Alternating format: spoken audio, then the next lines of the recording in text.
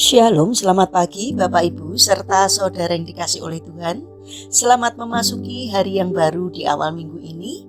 Kami berdoa kiranya saat ini kita sekalian dalam keadaan baik dan diberkati oleh Tuhan. Sebelum kita mendengarkan firman Tuhan dan renungan, marilah kita berdoa. Tuhan Allah Bapa yang Maha Kasih, sungguh kami bersyukur atas kebaikan dan kemurahan-Mu, karena Engkau Tuhan yang selalu melimpahkan berkat-Mu kepada kami, sehingga pada pagi hari ini kami semua dalam keadaan baik. Itu kami alami karena anugerah dari-Mu ya Tuhan. Terima kasih untuk setiap penyertaan dan pertolongan Tuhan. Jika saat ini kami akan mendengarkan firman-Mu, kami memohon Tuhan mengurapi kami dengan Roh Kudus-Mu agar kami dapat mengerti dan memahami apa yang Tuhan sampaikan kepada kami, terlebih mampukan kami untuk menjadi anak-anak-Mu yang taat terhadap firman-Mu.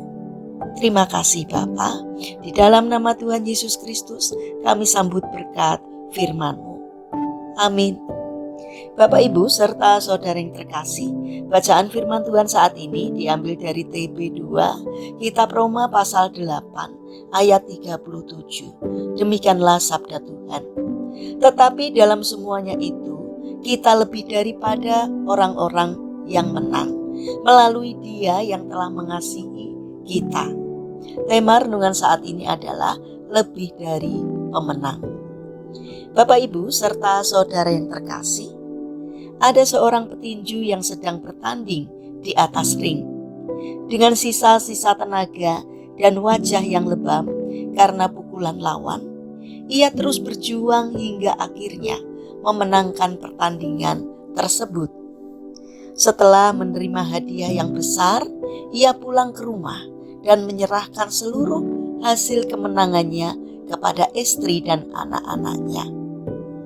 Sekilas mungkin kita berpikir bahwa hal ini tidak adil.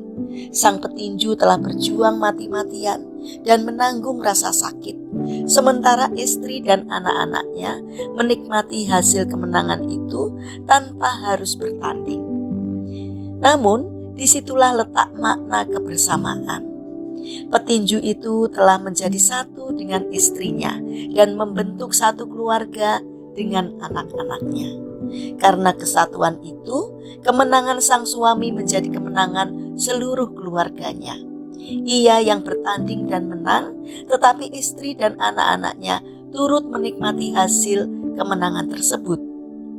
Dalam arti tertentu, mereka bahkan dapat disebut sebagai pihak yang lebih dari pemenang, karena memperoleh kemenangan tanpa harus mengalami penderitaan di arena pertandingan.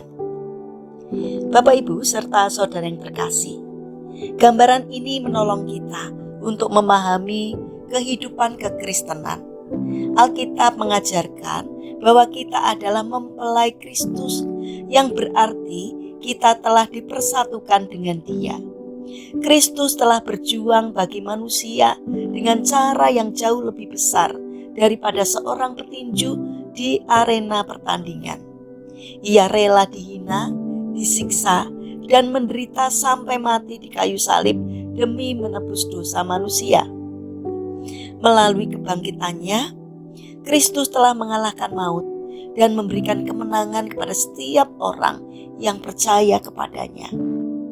Oleh karena itu, kesatuan kita dengan Kristus, kemenangannya menjadi kemenangan kita. Kita disebut sebagai orang-orang yang lebih dari pemenang, bukan karena kekuatan atau usaha kita sendiri, melainkan karena kasih dan pengorbanan Kristus. Keselamatan yang kita terima saat ini adalah anugerah, bukan hasil jerih payah manusia. Kita diselamatkan karena kasih Allah yang begitu besar yang dinyatakan melalui pengorbanan Kristus. Namun kebenaran ini membawa kita pada sebuah pertanyaan penting untuk direnungkan. Setelah menerima keselamatan yang begitu besar, bagaimana seharusnya kita hidup? Apakah kita menyia-nyiakan anugerah tersebut dengan hidup semaunya dan tidak menghargai pengorbanan Kristus? Ataukah kita hidup dengan penuh syukur, berusaha melakukan kehendak Tuhan dan menunjukkan ketaatan sebagai wujud kasih kita kepadanya? Keselamatan yang kita terima seharusnya mendorong kita untuk hidup dalam kebenaran, menjauhi dosa, serta mengasihi Tuhan dan sesama.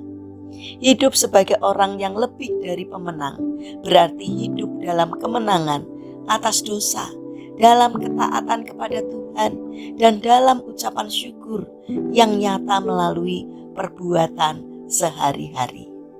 Bapak, Ibu, serta saudara yang terkasih, marilah kita menjadi anak-anak Tuhan yang taat kepadanya.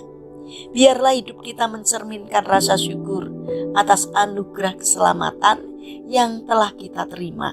Dengan demikian, kita tidak hanya menikmati kemenangan dari Kristus, tetapi juga memuliakan Dia melalui kehidupan kita. Mari kita berdoa. Tuhan Yesus yang Maha Baik, ampuni kami jika selama ini kami tidak sungguh-sungguh menghargai pengorbanan-Mu di kayu salib, karena hidup kami masih sering jatuh dalam dosa. Sadarkan kami bahwa sesungguhnya kami yang seharusnya binasa, tetapi karena kasih-Mu yang besar, Engkau menyelamatkan kami melalui kematian-Mu.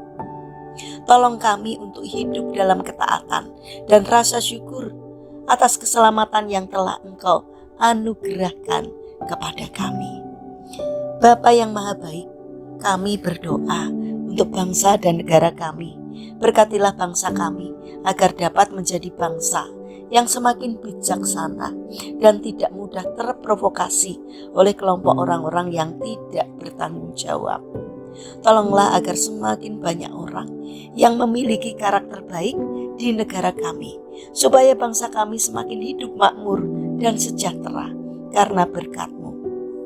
Saat ini kami berdoa bagi mereka yang mengalami permasalahan dan kesulitan hidup. Kiranya Tuhan membimbing mereka sehingga mereka mampu menemukan jalan keluar. Kiranya Tuhan berkenan hadir untuk menolong dan memberkatinya. Saat ini kami ingin menyerahkan setiap rencana dan aktivitas kami kepadamu. Sertai dan berkati apapun yang kami kerjakan, sehingga boleh mendatangkan berkat dan sukacita, tidak hanya bagi diri kami, namun juga bagi sesama kami. Kami teringat juga pada saudara-saudara kami yang terbaring sakit.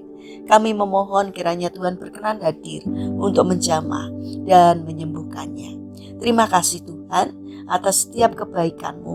Dalam nama Tuhan Yesus Kristus kami berdoa. Amin. Puji Tuhan Bapak Ibu serta saudara yang terkasih. Kiranya firman Tuhan dan renungan hari ini dapat menjadi berkat bagi kita semua. Haleluya.